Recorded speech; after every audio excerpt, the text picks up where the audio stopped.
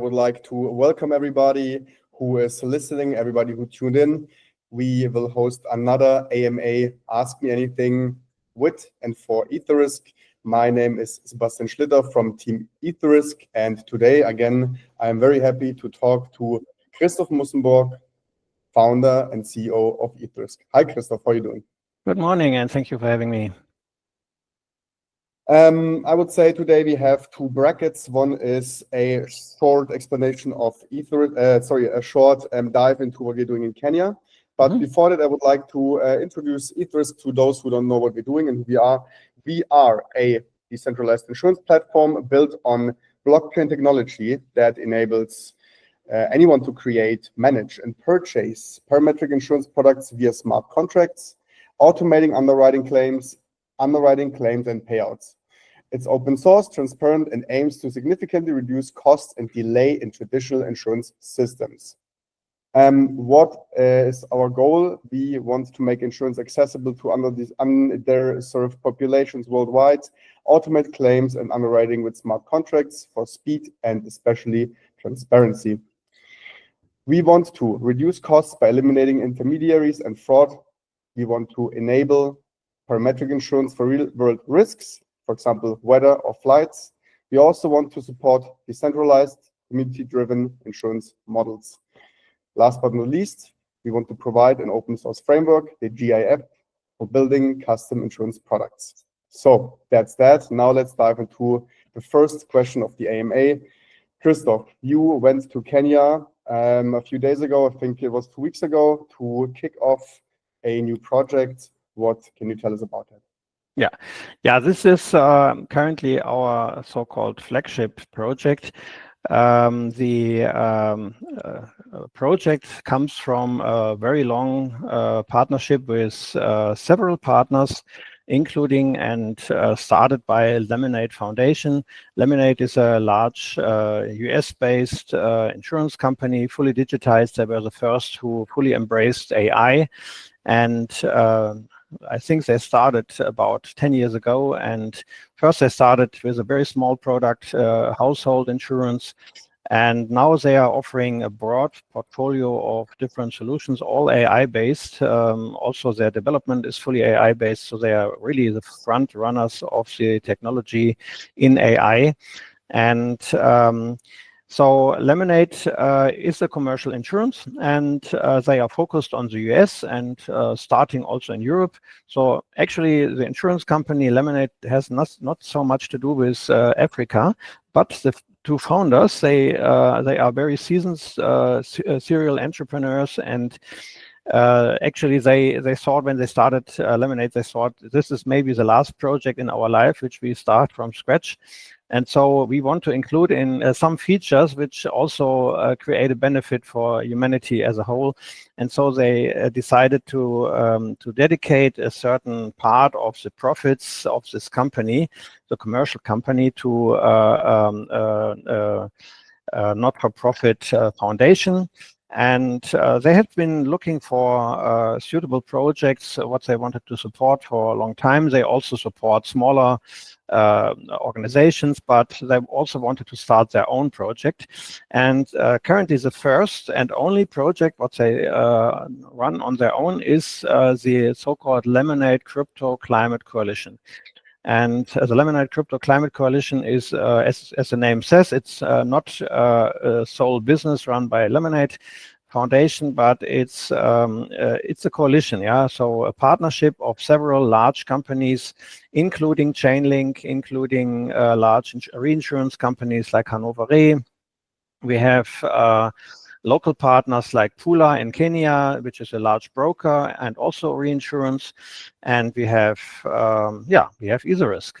And we joined the coalition before they even launched their first product, and Etherisk is the technology provider in this coalition. So, which makes me really proud that Lemonade, who has 300 plus developers, fully AI-based, they choose Etherisk as a technology partner, and we do 100% of the technology for the project. And the project what we are running is based in Kenya currently, but we are I'm on the jump to a large journey to Mozambique, which is the next project, also supported by Lemonade. So we are trying to extend the scope of these projects also outside of Kenya. Mozambique is also in cooperation with Pula, and the big German KfW, a large German development bank who sponsors this. This is in close cooperation with the government, the Central Bank of Mozambique. So actually, it's for me, it's always a bit humbling that there are these huge corporations and companies and NGOs, and then we as a still small Etherisk, we provide the technology backbone. But on the other side, of course, this is exactly what we want. We want to provide solutions for partners who provide insurance product or build insurance product on the platform. And back to the story in Kenya. Early this year, we heard from the Kenyan government that the Kenyan government is looking for partners who want to launch a large-scale insurance program for Kenyan farmers. And large scale in this is really large because we are talking about more than 250,000 farmers. And this is really huge. And I am not aware of any insurance program in the world which has a comparable number of farmers. So typical projects run by NGOs, they are always in a range of 5,000, 10,000, 20,000, 30,000 farmers. Because as you all know, it's still early days, and farmers mostly have no insurance because there is no product and no offering. But also, if there is a product, then farmers are still reluctant to buy the product because they have to pay it. They are mostly at the lowest level of income worldwide, and so close to poverty. So every dollar what they spend is very carefully considered, and paying for insurance is still feels difficult for them, because you have no immediate return, and in the best case you get something if you have a loss and it covers your loss. So it's the theoretical model of insurance is something which is not very common to farmers. But the Kenyan government wants to change this because everybody knows, in principle, insurance would be very valuable for these farmers. And so we have now the chance to provide a large-scale project, and we hope that this will also continue. And this project had also some other nice effects. Etherisk was able to provide our long-standing contact to the Japanese Sompo Insurance, which is one of the three largest Japanese insurers. And they have been in talks with Etherisk for a very long time, and so we proposed that they could join the coalition and support this program. And actually they decided, yes, we will do this, and we will also help to pay for the premiums of the farmers. And so Sompo Digital Labs, the digital subsidiary of Sompo, is joining this and joining also the coalition as an official partner. And so the coalition has another large-scale member, and and the same. So there are these big labs, and they are looking to Etherisk and trying to learn something about blockchain and how we provide parametric insurance. And this is fortunately not the only project, and maybe we can jump to the next project what we currently working with, MyUbuntu and Esos Farm. Sure, Christoph, please. Yeah, the MyUbuntu is also pretty new, but very active and very promising because MyUbuntu is different from other projects which always work together with an insurance company. MyUbuntu tries to launch an actual insurance on their own. And for this, we are also extending our platform by the actuarial part. as you know, in Kenya, we always work together with an insurance company. So the actuarial model is mostly supplied by an insurance company, and we just process it and implement it on blockchain.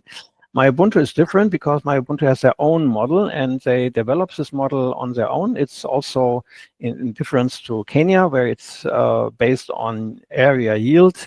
So they take samples from the field and compare it to the historical average. And if the today's outcome is lower than the historical average, then they pay out. So that's Kenya. But MyUbuntu is different. They are actually taking satellite data and processing these satellite data via their actuarial programs. And for us, it's also now because we are providing this infrastructure to do all these calculations. This is a huge server which runs the computations and digests all the satellite data, downloads the satellite data on a daily basis, and so we can get insights on the state on a daily basis in real time. And this is also new. And so MyUbuntu is for us mostly interesting because we're actually entering new territory. Yeah, we have always done parametric insurance, but satellite-based parametric insurance in this style is also new for us in the sense that we provide the full end-to-end platform. And at the same time, we have also taken the opportunity to relaunch our off-chain framework. So we are currently developing a full-scale insurance application on the latest technological stack with a lot of different components in a way that it can also be white-labeled. And actually, you can launch the technical framework for an insurance company in a matter of 30 minutes. Yeah, just deploy it on a server and it's up and running, configure your products. And this is also pretty new. Our earlier solutions were mostly tailored to the specific use case, and with MyUbuntu, we are entering the terrain of white labeling solutions. So one technical platform, many different projects, and the GIF was always white labeled, but now we are also providing the off-chain part in the same efficient way. So thanks for that. I find it groundbreaking that we are the ones being chosen by a big company like Lemonade to trust us with their technical backend. This is really something. Could you please put into context how many 250,000 farmers are in general, and how many do we have in this year under insurance or under cover? Yeah, this will happen this year. The 250 is this year. And can you put this into context, like in a like, so people understand how much 250,000 farmers in Kenya is in a general context of how many farmers are there and how many do we have under coverage with our system? I think this in Kenya in total, including livestock and everything, you have something like 2,500,000 farmers. So this is actually like 10%. It shows it's a significant share of the total farmers. It's still limited to a few regions, and we are currently working on a bit polished diagrams on where these farmers live, and also some insights in the program. We will publish this in one of our next blog posts. And so you will see it's not the full area of Kenya, but a certain selected areas. And so there is a lot of potential to serve in the future. Yeah, so on the one side, it's a big step forward. On the other side, there is enough potential left, so we are not at the end of the story. And for example, livestock is currently completely out of the scope. We are protecting crop farmers, different crops, and but livestock would also be very interesting to cover. But it's a bit more difficult because you need to count sheep and cattle, and you have more.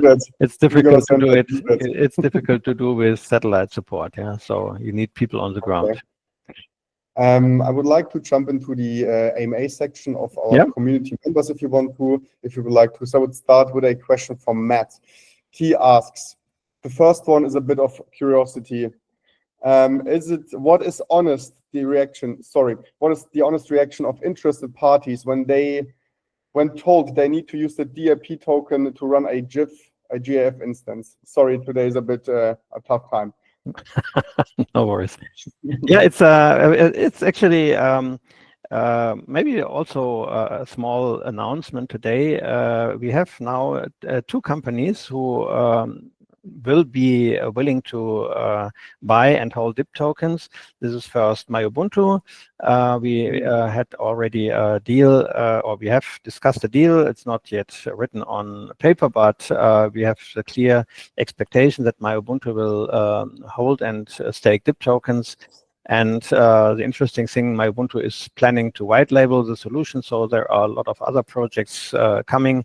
And of course, for them, it's pretty natural. Yeah, they know they are building not. Of course, MyUbuntu pays for the development of their proprietary stuff, but they are also very aware that they are building on lots of open source stuff, like the whole GIF, which is open source.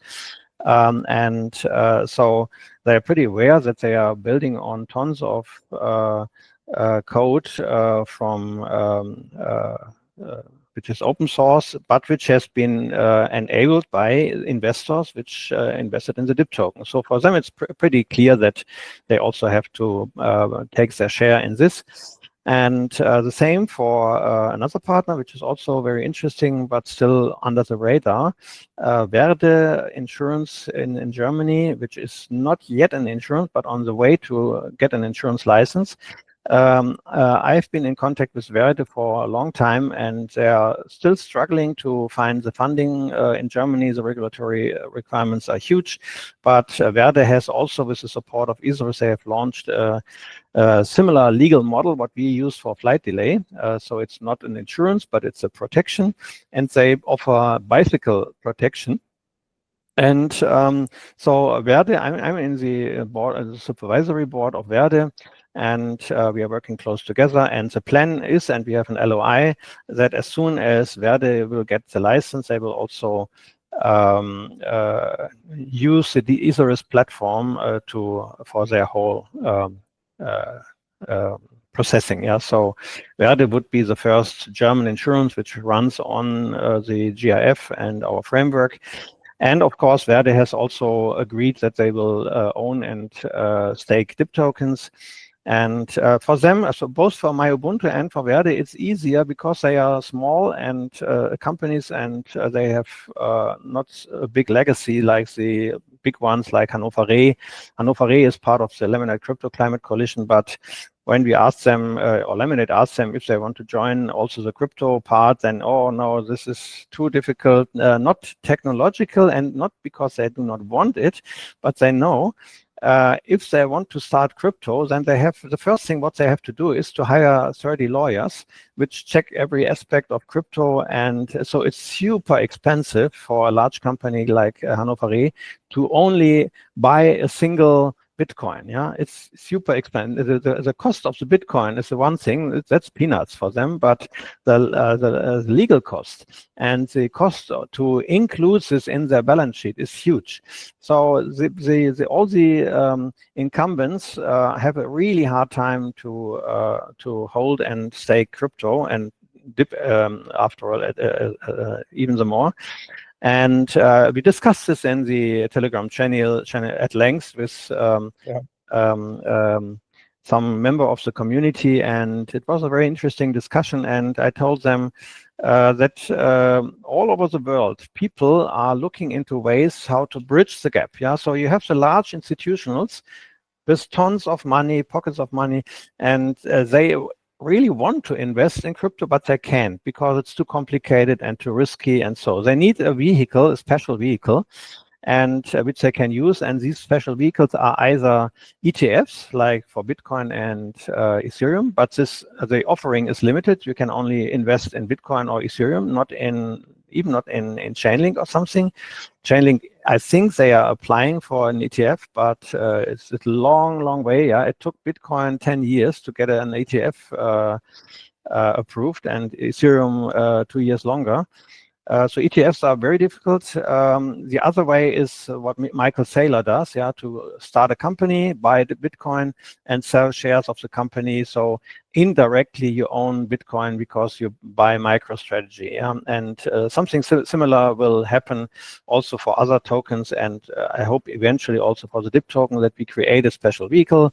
The vehicle owns the DIP, and people can just own in a traditional way with traditional paperwork or traditional shares. They can own their share in DIP tokens without all the legal complications, because you have this special entity which acts like a buffer or a filter, and above the special vehicle, everything is fine, and the vehicle takes care of all the crypto regulations and makes it safe and also regulatory compliant. Yeah, that's what will happen. Alrighty, so DIP ETF confirmed. Not yet. Don't quote me. So, Matt keeps asking, one of the main benefits of using DIP token instead of forking the protocol is the added value of trust due to the code being audited. When will the GIF version 3 will be fully audited? Yeah, we have always said we will audit the GIF as soon as the first projects have validated that the code and the processes and the functionality is stable. I think we are on a good way, but we are still waiting. We have too little volume on the GIF currently to really say, okay, now we can freeze the code, because auditing means freezing the code. Yeah, you cannot modify anything. You cannot even bug fix. So before you start an audit, you need to test it in the wild, and we have good confidence, because we did a partial audit on the architecture and the general structure, and we also asked our auditors if the findings from the GIF version 2 have been resolved. There were some issues, for example, that if the GIF is used by two companies at the same time, the same instance, and you have two different companies, and how you achieve that company A is not interfering with company B. Yeah, and if company A would be an adversarial or a competitor to company B, then we need to exclude that there is any interference.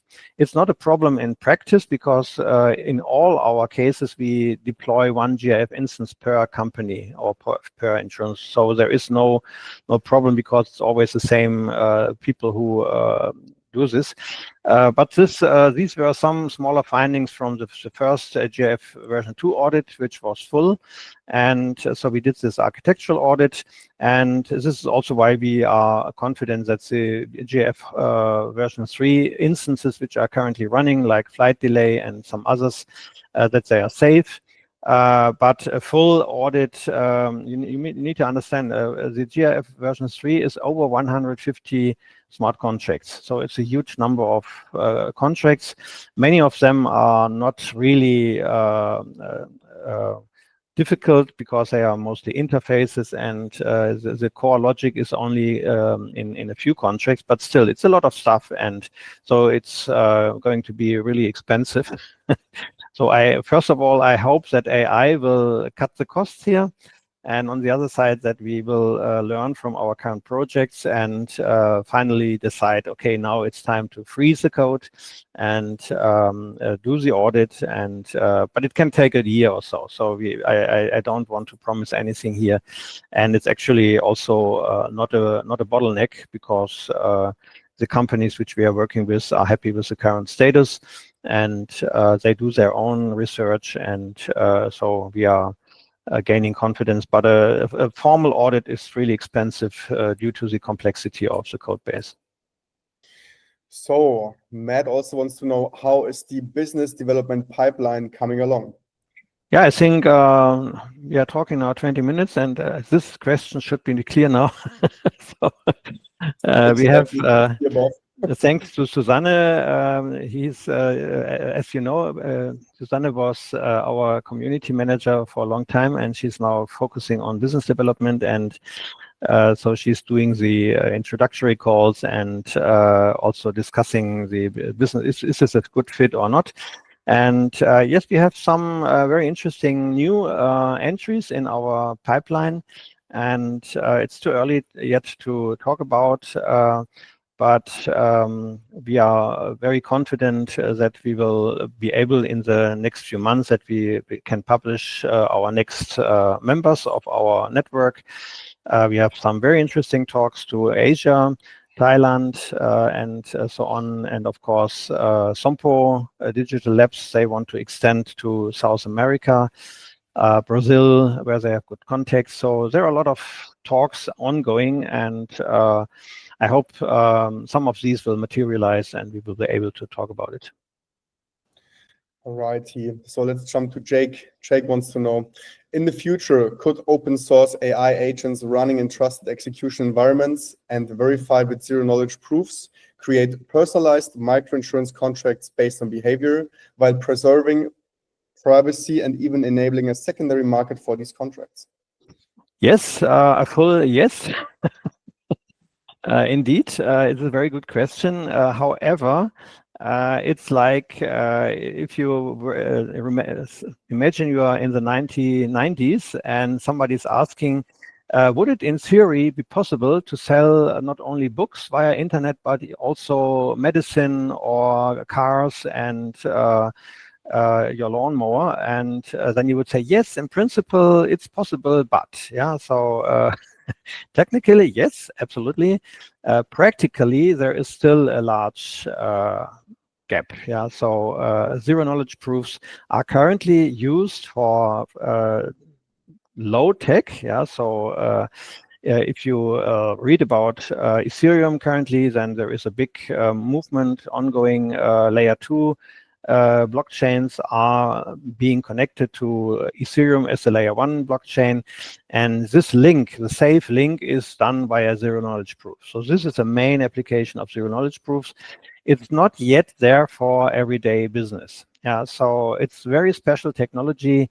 And so in the same way like SSL for your browser, yeah, where if you remember when I was younger, then it was rare that somebody could afford a certificate, as SSL certificate, yeah, and most websites were unsecured. So it's impossible to imagine nowadays because these certificates were really expensive at that time. And now it's cheap and you can encrypt any website for zero money. And SSL is the standard now. And I think this will happen. And of course, this will open up new applications. Exactly what Jake tells here. So we will be able to prove the identity without opening up to giving away too much information on the person. And you will be able to do microinsurance for very small amounts. You will be able to insure a single ride with your bicycle or a single ride with your car instead of buying a whole license for a year or so. So there are lots of applications and everybody's waiting, but still not yet practical. Yeah, so we don't have these SDKs where you just download a certain software and use it like we do every time when we develop a new product in other areas. But zero knowledge is still hard to use. That's yes, in principle, and I can guarantee this will come. The question is when and for which use cases first. And let's see. I hope that insurance will be one of the first ones. But actually, we can only monitor the market and the technology and see when the first time or when the time is mature enough to integrate it. Okay.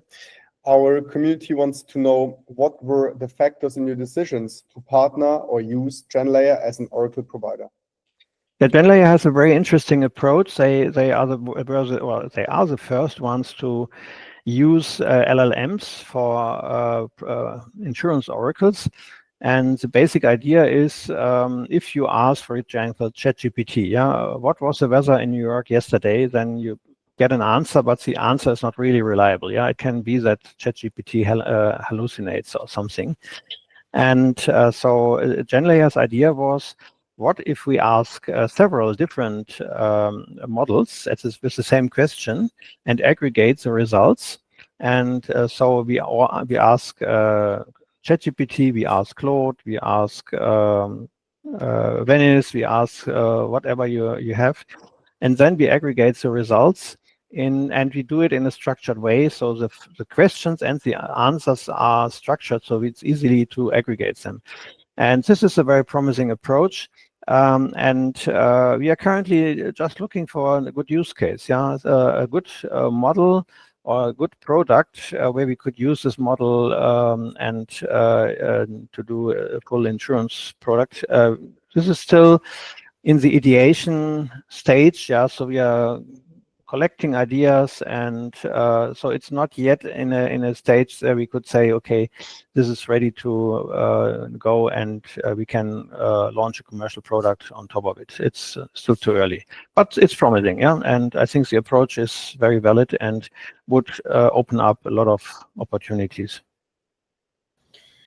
Another interesting idea, with the takeoff of tokenized instruments being imminent, what have your thoughts been, if any, around the idea of bundling securities or bonds with insurance tokens that hedge against certain downside?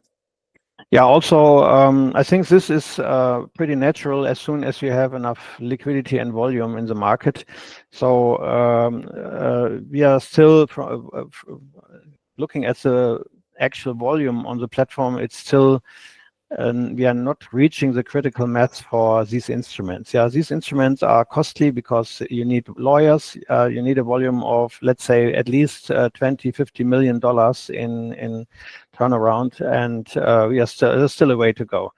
But of course, in principle, this is a nice thing with insurance tokens, and we are currently with GIF version 3. We are tokenizing everything. So every insurance policy is an NFT token, and people who are staking in our DPEG staking, they know that they receive a DPEG NFT for each stake, and so the technical platform is already there.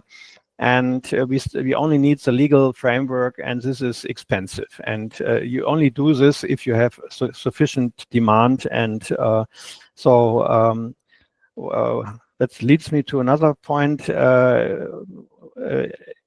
Some people say, there will be a day where there will be much competition, and Etherisk will have a hard time to compete against others. And I mean, completely the other way around. I would love to have more competition. So we are still the only ones.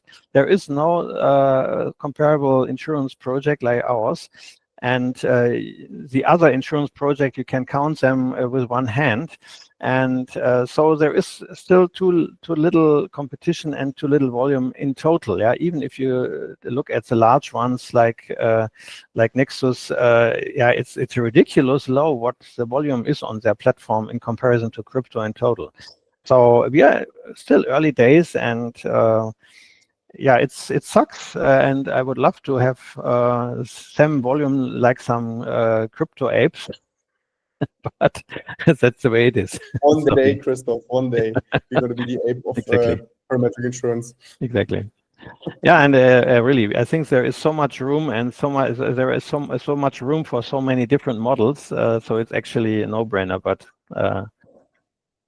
we still need to be patient. Yep. This leads me to the next question, again from Matt. So based on the past and present performance, even now actually it starts earlier.